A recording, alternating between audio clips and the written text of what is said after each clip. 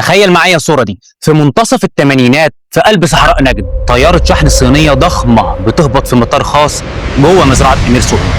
مفيش جمارك، مفيش تفتيش، وحتى الأمريكان أقرب وأعز حلفاء المملكة مش عارفين إيه اللي بيحصل بالظبط. جوه الصناديق دي ما كانش سلاح عادي، كانت صواريخ باليستية قادرة على حمل رؤوس نووية جاية من الصين في طريقها لقواعد اتبنت في سرية تامة تحت رمال الصحراء. السؤال المهم هنا ازاي دولة حليفة لأمريكا من عهد الملك عبد العزيز عرفت تنفذ أضخم وأخطر صفقة سلاح استراتيجي في تاريخها وتخبيها عن واشنطن نفسها لمدة سنتين كاملين. ده مش سيناريو الفيلم جاسوسية، ده حقيقة حصلت واسمها مشروع الصقر. نرجع بالزمن شوية، مطلع الثمانينات الشرق الأوسط كله كان قاعد على برميل بارود. الحرب العراقية الإيرانية مشتعلة، وإيران بدأت تستخدم صواريخ باليستية بتضرب بيها مدن عراقية في حرب اتسمت وقتها حرب المدن. السعودية كانت بتتفرج على المشهد ده وهي حاسة إنها مكشوفة تماما. سلاحها الجوي كان أيوة قوي، لكن الطائرات مهما كان ليها حدود ومحتاجة قواعد قريبة وممرات آمنة. أما الصاروخ الباليستي فبيضرب من مسافات بعيدة من غير ما يحتاج يعدي على مجال جوي معادي، يعني سلاح رادع حقيقي. طيب فين المشكلة هنا؟ المشكلة إن أمريكا أقرب حليف للرياض كانت رافضة تماما تبيع للسعودية أي سلاح هجومي متطور حفاظا على التفوق النوعي الإسرائيلي في المنطقة. حتى الطائرات اللي كانت بتتباع للسعودية كان بيتم تجريدها من قدراتها الهجومية قبل التسليم، وهنا قررت الرياض إنها تدور على بديل، وده اللي فتح الباب لبكين. وفي سنة 1985 الأمير بندر بن سلطان اتبعت في مهمة سرية لبكين علشان يفتح خط تفاوض لم يكن له وجود رسمي وقتها. السعودية والصين ما كانش بينهم أصلا علاقات دبلوماسية. المفاوضات استمرت لشهور، وفي ديسمبر 1986 جاء الدور على الأمير خالد بن سلطان ابن عبد العزيز قائد سلاح الدفاع الجوي وقتها علشان يقود المشروع ويوقع الاتفاق النهائي. هو نفسه كتب بعدين إن جلسات التفاوض كانت بتمتد لبعد منتصف الليل، وإن المهمة ما كانش بس شراء سلاح، كانت خطة تمويه كاملة واختيار فريق ضباط سعوديين للتدريب في الصين وبناء قواعد إطلاق ومخازن في أكتر من موقع وتأمين كل مرحلة من عملية النقل. الصفقة اتحسمت على شراء صواريخ من طراز دونج فينج 3 المعروفة غربيا باسم CSS-2 أو رياح الشرق، بعدد بيتراوح حسب المصادر ما بين 36 و50 صاروخ بتكلفة بتقدر بحوالي 3 ل 3.5 مليار دولار.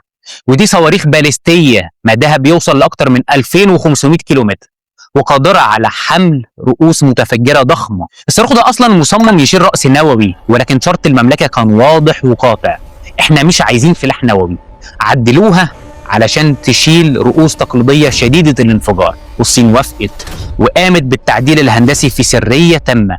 السؤال الصعب بقى وقتها: ازاي تنقل صواريخ طول الصاروخ الواحد فيها اكتر من 24 متر من الصين لحد عمق الصحراء السعودية من غير ما الأقمار الصناعية الأمريكية أو السوفيتية تلمحها؟ وهنا بقى كانت الملحمة الاستخباراتية.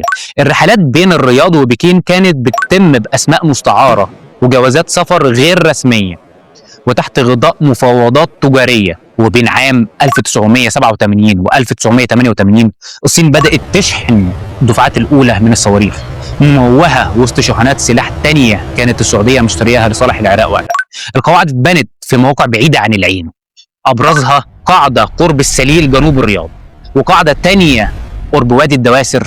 المخابرات الأمريكية ساعتها كانت نايمة في العسل وما لاحظتش أي حاجة لغاية يناير 1988 لما بدأت تلاحظ نشاط فرق صينية بتساعد في بناء منشآت غريبة جنوب الرياض.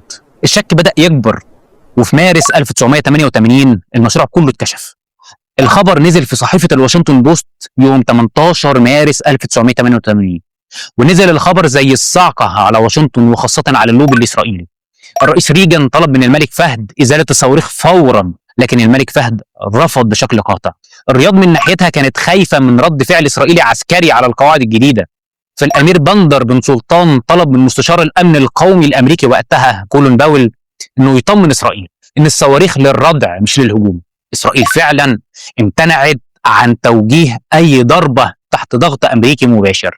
وكرد فعل على الانتقادات الأمريكية السعودية طردت السفير الأمريكي في الرياض وقتها هيوم هوران وعلشان تمتص الغضب الدولي وتأكد نواياها، المملكة وقعت في إبريل 1988 على معاهدة حظر انتشار الأسلحة النووية، وقدمت التزام كتابي لواشنطن إنها مش هتزود الصواريخ برؤوس نووية أو كيماوية. الصفقة دي رغم كل الجدل حواليها كانت أول مرة دولة في الشرق الأوسط تمتلك صواريخ باليستية متوسطة المدى بره المظلة الغربية بالكامل، وفتحت الباب بعدين قدام تطبيع كامل بين الرياض وبكين. انتهى بإقامة علاقات دبلوماسية رسمية سنة 1990.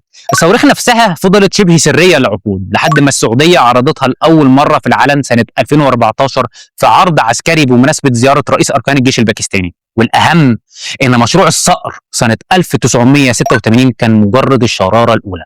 ومن 2019 لحد النهاردة السعودية مش بس بتشتري صواريخ من الصين، لكنها دخلت مرحلة تصنيع محلي فعلي بمساعدة تقنية صينية، وده اللي أكدته تقارير استخباراتية أمريكية وصور أقمار صناعية نشرتها شبكة CNN في السنوات الأخيرة. يعني القصة اللي بدأت بطيارة شحن هبطت في السر لسه مكملة فصولها لحد النهاردة. فيا ترى لو كنت مكان القيادة السعودية وقتها كنت هتاخد نفس القرار وتخاطر بعلاقتك مع أمريكا علشان تمتلك سلاح رادع مستقل ولا لأ؟ وإيه رأيك؟ الشراكة العسكرية المتزايدة بين السعودية والصين هل هي مجرد تنويع مصادر تسليح ولا ده تحول استراتيجي حقيقي بعيد عن المظلة الأمريكية؟ ويا ترى في مشاريع تانية زي دي هنعرف عنها في المستقبل في دولنا العربية؟ قول لي رأيك في الكومنتات، وابعت الفيديو ده لصاحبك اللي بيحب تاريخ المنطقة وقصص المخابرات الحقيقية. سلام.